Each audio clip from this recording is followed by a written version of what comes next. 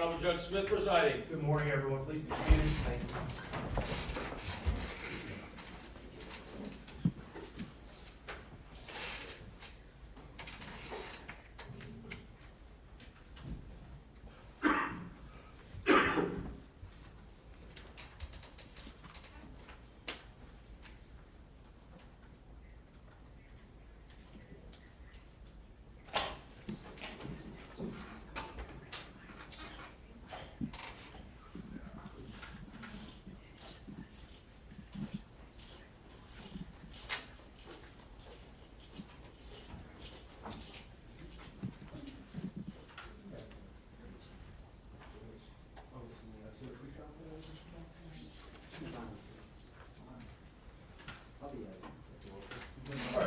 Good morning, everyone. Let's go ahead and get started. We're here on case 21 CF 825, State of Florida versus St. Fuji. Who do I have appearing on behalf of the State of Florida? Jennifer Duncan and Mark Johnson. And on behalf of the defense? Rosemary Peoples and Craig Addy. All right, we are here for, I believe we call this a status hearing, to select a sentencing date and to address any other motions or matters that needed to be addressed. That's correct. I reviewed the file. I did not see any other motions that were filed. I did notice that there were, the witness lists have been filed by both the state and the defense on the 15th. I also did notice that I believe 2 days ago there was some objections to the subpoena. I don't know that we can address that today. I advised our attorney that I believe he wanted to withdraw it and that there's a hearing today, but I don't believe that he had an ability to appear today. Okay, so we'll take that up. If there, if we need time for that, just let me know. We'll certainly make time to address those matters if necessary. Are there any other motions that we need to address today? No, Your Honor, none at this time. The state has set some deposition dates for March 3rd, and I believe there's some other dates coming, and then after that, we'll be in a position to then, if necessary, file a motion. So we have to actually go through some depositions before the defense is in a position to file. Okay, that's fine. Just let me know, and we will certainly make time available. I did review the witness lists. Let's talk about sentencing dates. I don't have your calendars available. I know that there was some matters in March that preclude us from setting it in March. We're looking at April. Is that still correct? Well, we had talked potentially about early the week of March 20th. The 23rd on is a problem. And I know when we move, I think Ms. Peoples and I are in agreement if the court has time, for 21st potentially. and the 22nd. Yeah, the 20th, 21st, 22nd, something like that. March? Yes, sir, because once we get into April, at least I know with Mr. Johnson, I know his calendars, and we have the one conflict with a family member not being able to be here. You know, we all have trials that start backing up beginning in April, so I'd like to accomplish it in March if we can. I mean, I can certainly do the 21st and 22nd. Those are 2 dates that's the Tuesday and Wednesday of that week. And would the court be available maybe to start the afternoon of that Monday afternoon?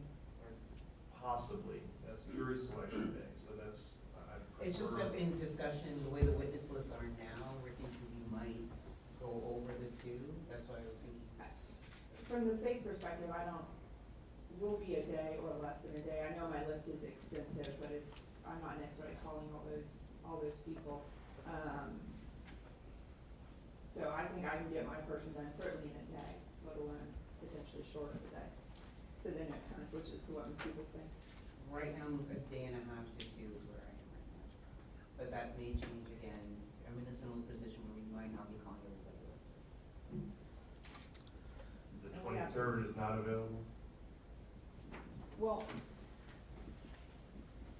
as long as we start it in that week, if the court would allow potentially a viewing over Zoom, maybe at the end of the hearing for the person that's out of country, we could certainly keep going.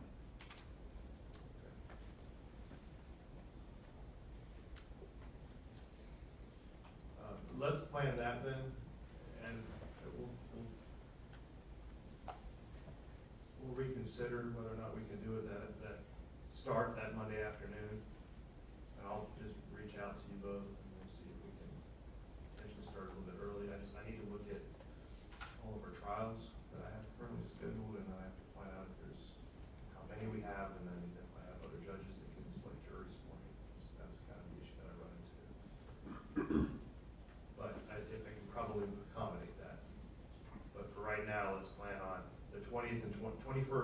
22nd.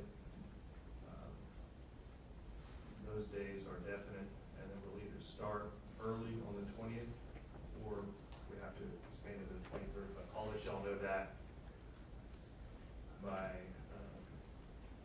next week. Thank you. Okay, does that work? Yes. All right, do we want to address any other matters today, or? The only other thing, Judge, we were sort of thinking, we're wondering about is, your Honor may not know yet, but procedurally, do you know if your Honor anticipates making a ruling, or if it's a situation, I know there's certain written findings that may have to be made. I don't know if you've thought that far, if you're gonna ask for memos, or, and from that sentencing date, or if you even know yet, just also for future planning. As far as you're talking about under 921.1401? Correct. Yeah, and the rule, so 3.781, basically, it sounds like as long as your Honor makes specific findings on the record, and so it just says on the record, which obviously means orally, as to the factors, that's fine. You have to make written findings about the sentence review hearing, which wouldn't be extensive.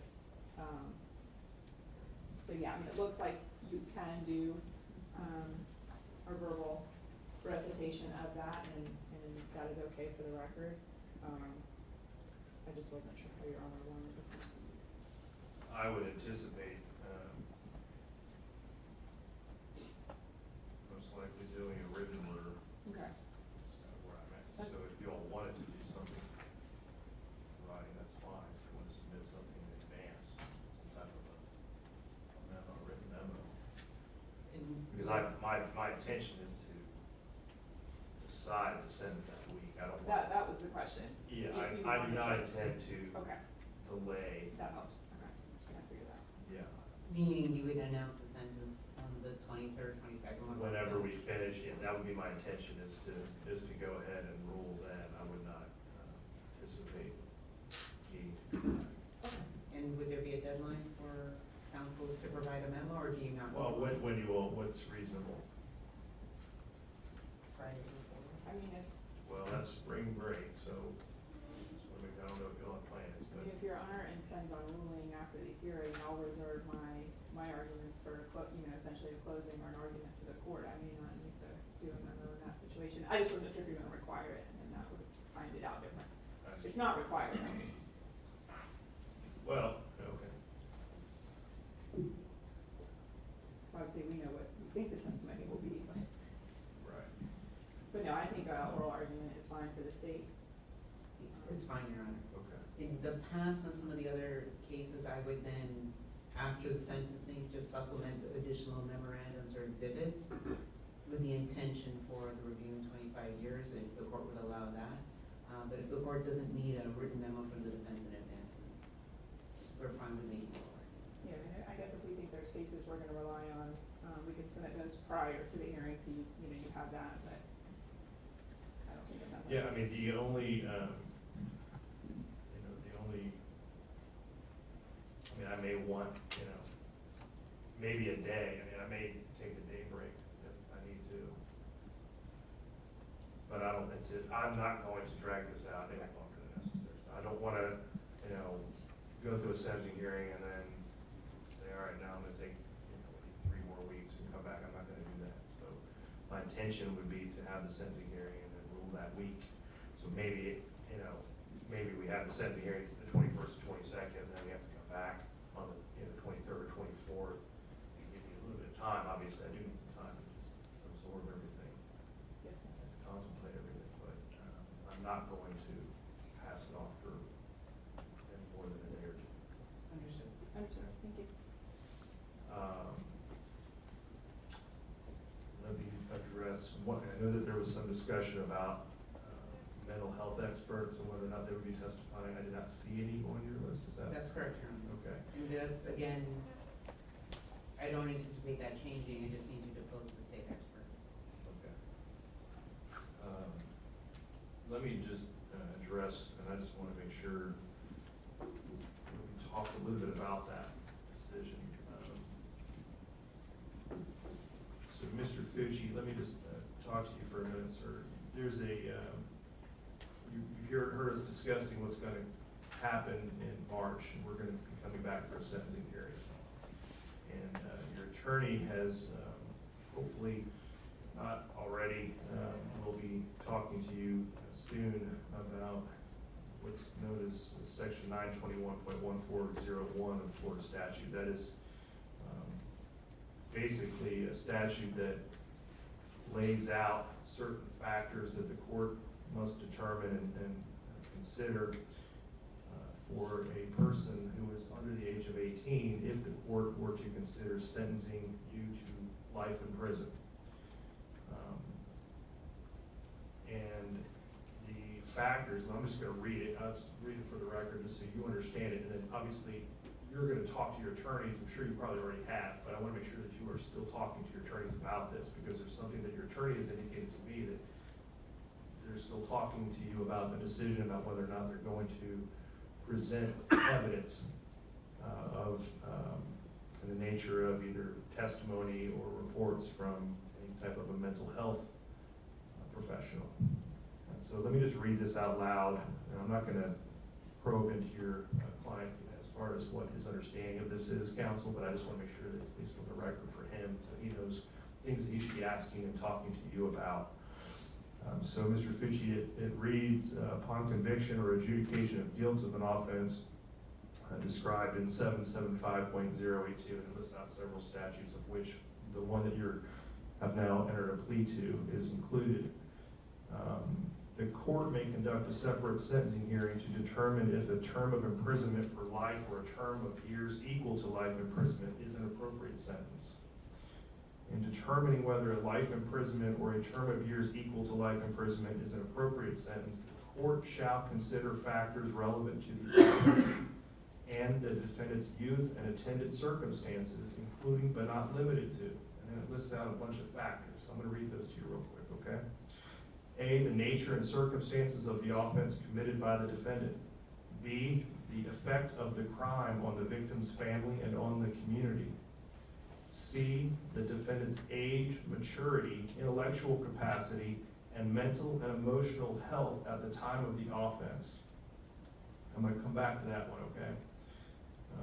D, the defendant's background, including his or her family, home, and community environment. E, the effect, if any, of immaturity, impetuosity, or failure to appreciate risks and consequences on the defendant's participation in the offense.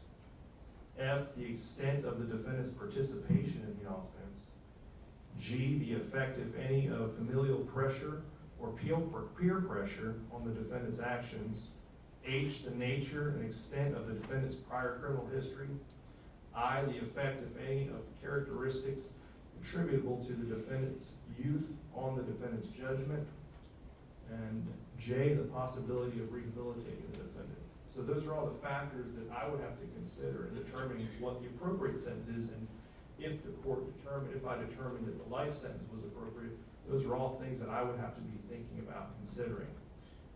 I want to make sure that you understand that. You need to be talking to your attorney about that. Do you understand that, sir? Yes, Your Honor. All right. One of the things that, as I mentioned, is the defendant's age, maturity, intellectual capacity, and mental and emotional health at the time of the offense.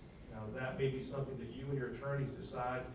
If there's some experts or mental health experts who you have been talking to who, at this time, are not listed on your witness list. Do you understand that? For the second year. Okay. Sure.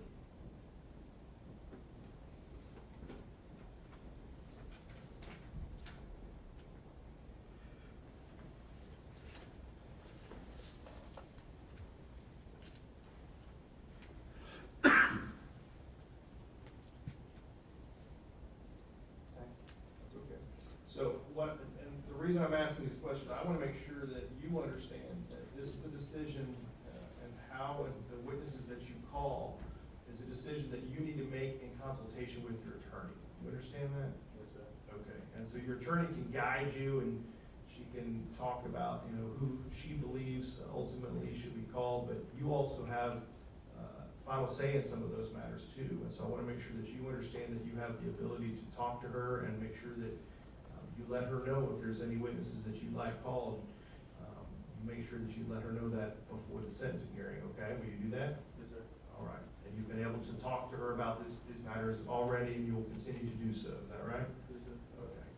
All right, any other matters that we need to address today as far as any of those? So you'll let me know if there's any motions that you want to file after the, Yes, I believe that we're working towards a date of the week of the 10th for the deposition of the state expert. So in a short time, very short time, within a day or two of that, I'll be able to let the state and the court know. We don't anticipate that hearing to be more than an hour, if we need to have it. I will not be available the week of the 13th. Okay, I just want to make sure that we're clear that I will not be here the week of the 13th, so that's not an option as far as the committee hearing Could we time. tentatively set something around that? Okay. When are the depositions scheduled? I believe his would be on the 10th. I Do we don't have have- the dates in front of me. I don't think we've secured it yet, but we can make sure it For some happens reason I that thought I week. saw a notice for that.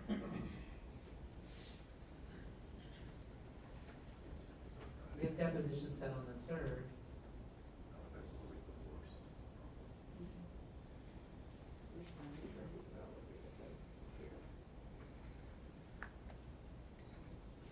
Yeah, I see the 3rd or some, Yeah, the notice. because the issue is, I know, so we're gonna do those depositions, I'm only deposing obviously anybody new, and there's not many. I would need to provide that to him for any last minute consideration, him being the expert. And then that was the plan, to get him deposed the week of the 6th sometime, but like you said, if you're not here. Seems like we're, I mean, if we set a hearing on the 10th, I'll make sure we can try to get him deposed ASAP that early that week. See what I'm saying, Ms. Cooper? I understand. I don't know, I don't believe we have a date set for their expert, but perhaps if we haven't deposed on the Monday or Tuesday, then That's what I'm saying, I'll make sure, I'll make that happen, if I can. all right, let's do this.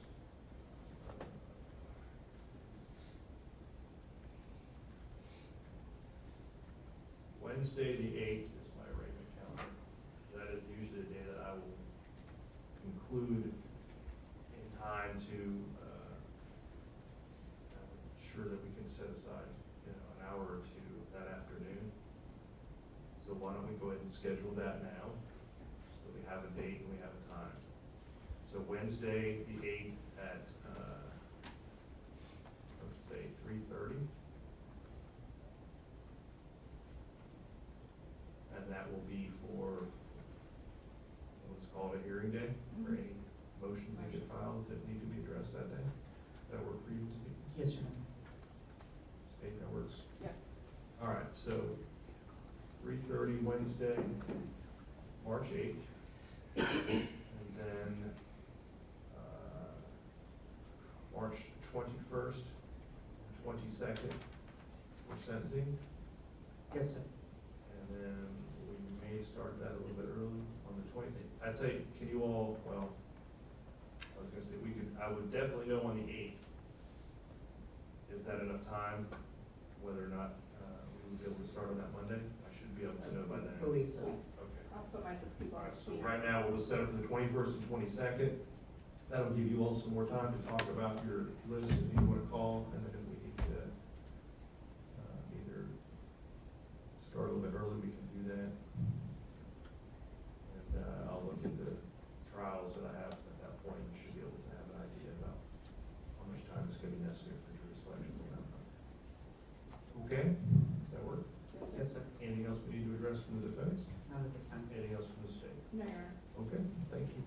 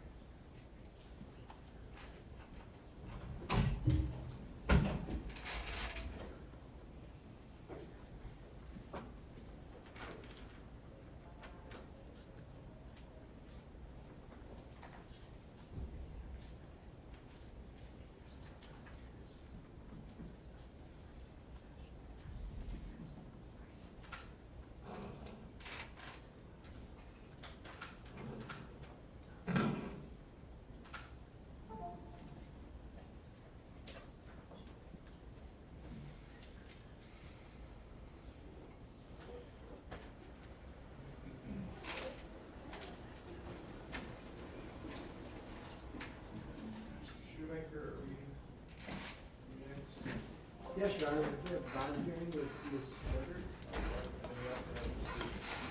Alexander, Mr. Alexander back there, he's sitting back. whichever one y'all want to start So with. you go first. Say what, we'll let everyone figure out media wants to take. Yeah. Is this someone's mic? Okay, just making sure you guys don't forget it.